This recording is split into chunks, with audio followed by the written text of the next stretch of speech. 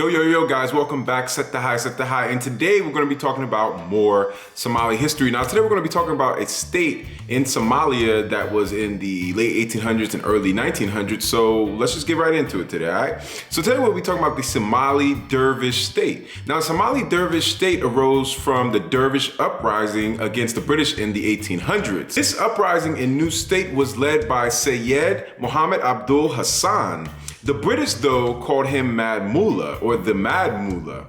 Also, we must note that Sayyid is an honorary important title. Sayyid Muhammad Abdullah Hassan also had advisors and trusted commanders on his side. Now, these advisors and commanders made up the Dervish Council.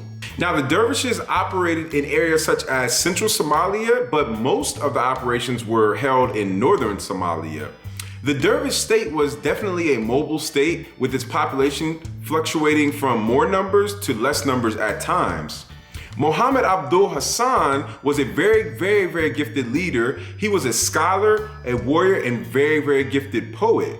He was born between 1850s or the 1850s and 1860s in a nomadic pastoral environment. Now, he also studied and learned the Quran and became a sheikh who visited Mecca in the 1890s. While he was in Mecca, he met Sheikh Mohammed ibn Saleh and became a Khalifa. This gave him the power to establish the movement in Somalia.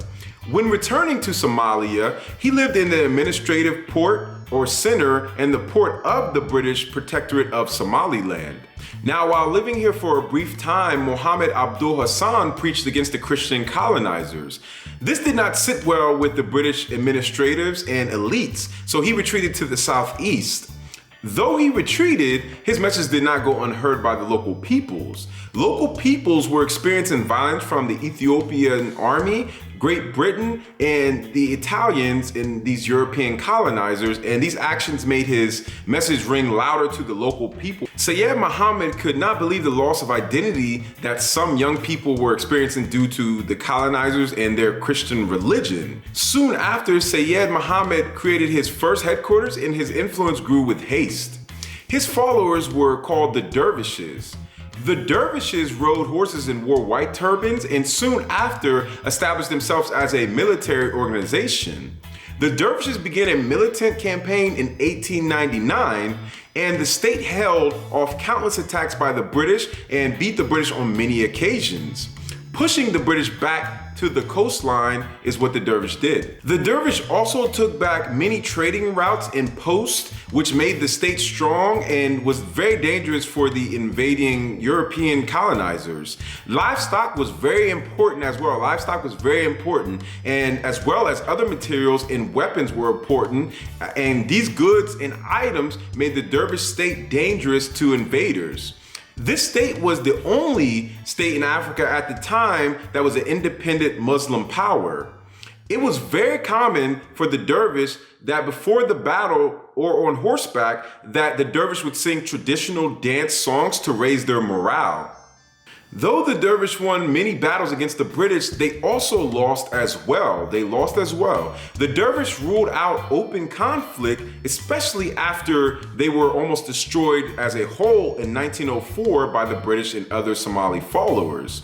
The dervish also had another problem. The Italians in the northeast were collaborating with the British and putting pressure on the dervish. With this almost ending the dervish with the battle in 1904, many followers began to believe less in the state. So Sayyid Muhammad wrote a poem in which he expressed his outrage of loss of morale. Now, this poem was written to renew the followers' loyalty.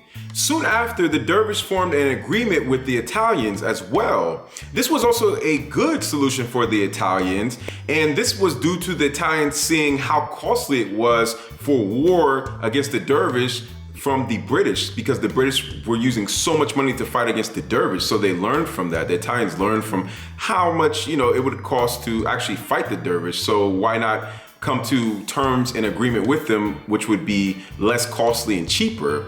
In this agreement, the Dervish were allowed to occupy a port in the northeastern coast of Somalia. This became the Dervishes' headquarters as they built a castle here. This was between 1905 and 1910, and this smaller Dervish state was definitely not ideal for Sayyid.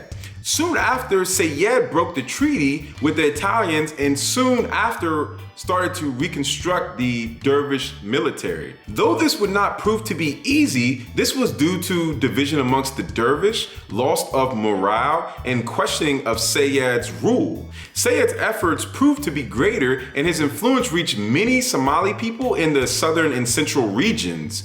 In 1909, the Dervish threatened to attack the British once more. This was not a good time for the British, and they had no desire to spend more money on military actions. With the British spread thin due to World War I, they were confined to the coast of Somalia that the Dervish originally pushed them to. Now, with this event, the Dervish became a dominant power in the region, a very dominant power in the region. In the northern parts of Somalia, the Dervish built many stone fortresses. In 1913, the Dervish defeated the British commander Richard Corfield, in which the Dervish killed him. With the defeat of the commander, Sayed wrote a poem in which celebrated the commander's death. This poem is famous for how gruesome the details are. Though the tables would soon change, in the past, the Dervish had been a mobile state, meaning they moved around, they could disperse and come back together very easily and very quickly. But now being more of a fixed state, meaning a state that is big and is easier to attack and stays mostly in certain areas in one place, right? Which makes them a whole state, right? All these different areas that makes them a whole state. They could be attacked very easy now compared to what they used to be attacked when they would move from place to place to place. And like I just stated, no more were the days of attacking, then crossing colonial state borders to escape the British and basically being a mobile state is what I was just trying to explain. Soon after the World War I in 1919, the British focused all of their resources on dealing with the Dervish state.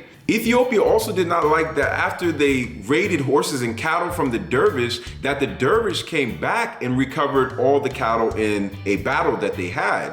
Ethiopia soon made a plan with the British to essentially take the Dervish down.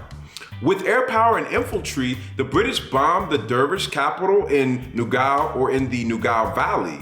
The very next year in 1920, the British raided Dervish fortresses and Sayed and his followers fled.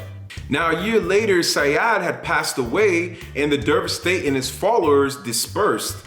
Sayed's poems were learned in schools and he is celebrated as a Somali hero and national hero, and his statue was placed in Mogadishu. So today we learned about a man and a state, mostly a state, but a man that created this state and a state in a powerful position at the time when colonization was on all sides for the most part. If you could really think about it, the Italians, somewhat Ethiopians, and some certain parts of northern Somalia or certain parts of Somalia, and the British.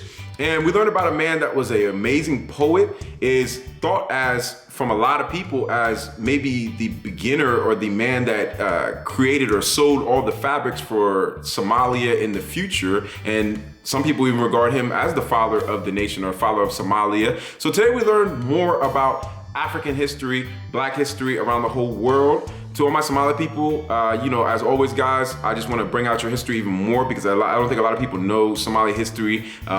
It's the same as with African Americans. I feel the same way. I feel like a lot of people look at Somalia as how it was, during the war, after the war, or how the state of Somalia is now, but not understanding the rich history of Somalia and just people of African descent in general.